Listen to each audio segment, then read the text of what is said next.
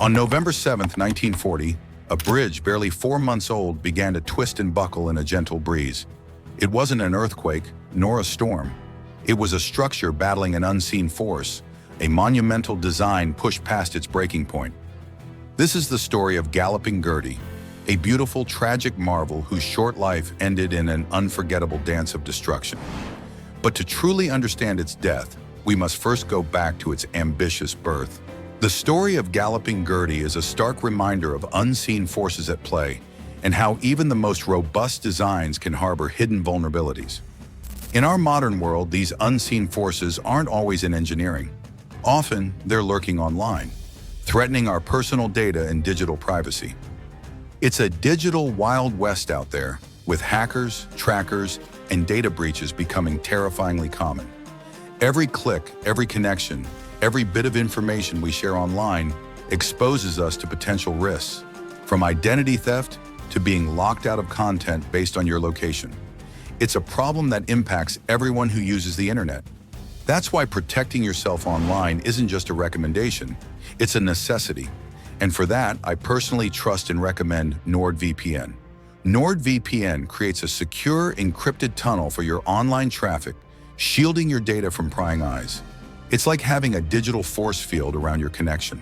Not only does it offer top-tier security, but it also allows you to bypass geo-restrictions, giving you access to content from around the world. From streaming services to news sites, no matter where you are. With thousands of servers in nearly 60 countries, blazing fast speeds, and a strict no-logs policy, NordVPN ensures your online activity remains private and secure. It's incredibly easy to use, with a single click protecting all your devices. So don't let your digital life be another Galloping Gertie, vulnerable to unseen forces. Take control of your online security today. Check out the link is in description and use my exclusive code Defect for up to 73% off plus 3 extra months. The late 1930s were an era of grand ambition in America. Engineers, emboldened by triumphs like the Golden Gate and George Washington bridges, dreamed of spanning ever wider chasms. The demand for a bridge across Washington state's treacherous Tacoma Narrows was immense, promising to connect disparate communities and unlock economic growth. But it had to be more than just functional. It had to be a statement. The call went out for a design that was both elegant and affordable, leading to the selection of engineer Leon Moisseiff, pronounced Moisseiff, a pioneer known for his aesthetically pleasing yet remarkably flexible suspension bridge designs. They aim for beauty and efficiency, unwittingly designing a bridge with a fatal flaw from the outset. Construction began, a testament to human ingenuity.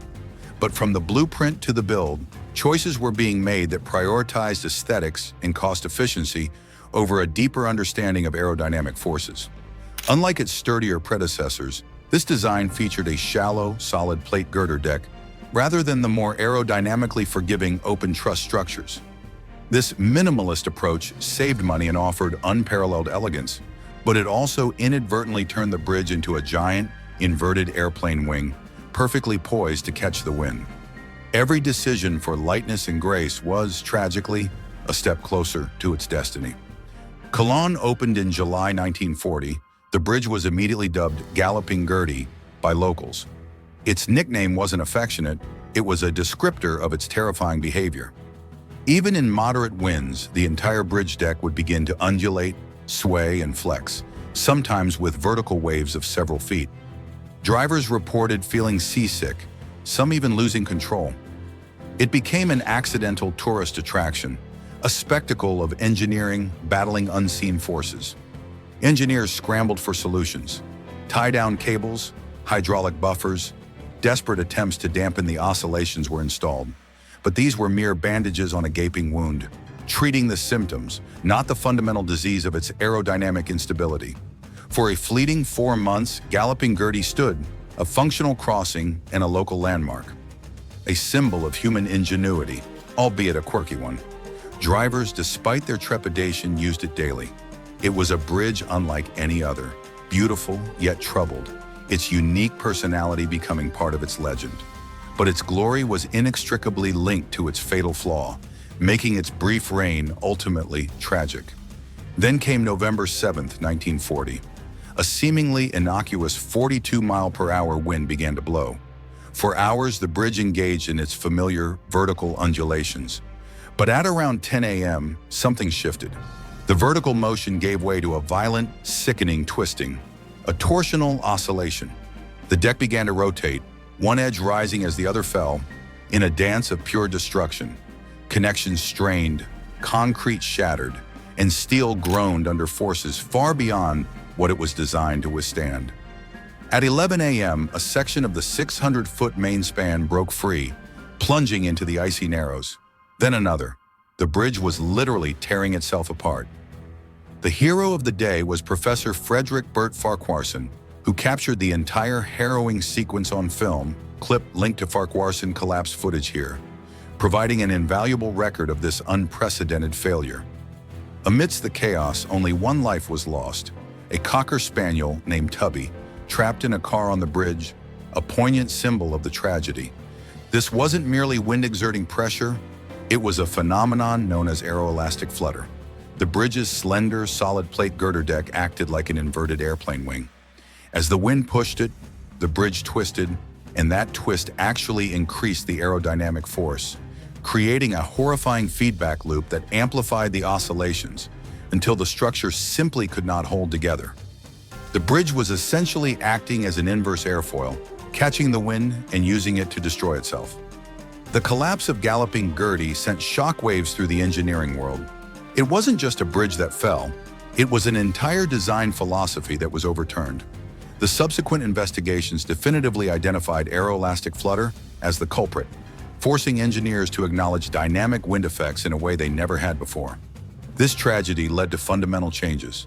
Every major bridge design now undergoes rigorous wind tunnel testing, and aerodynamic stability is a primary consideration.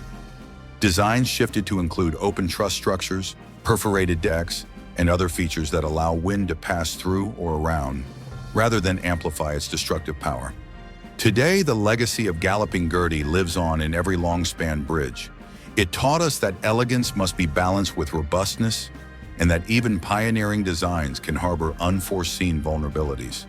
Failure, while tragic, can be a powerful catalyst for progress, forcing us to build smarter, safer, and with a deeper respect for the invisible forces of nature.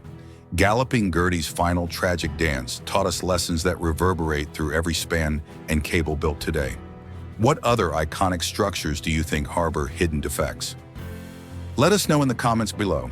If you enjoyed this deep dive into engineering failure, hit that like button, share this video, and make sure to subscribe to Defect for more untold stories of ambitious designs gone wrong.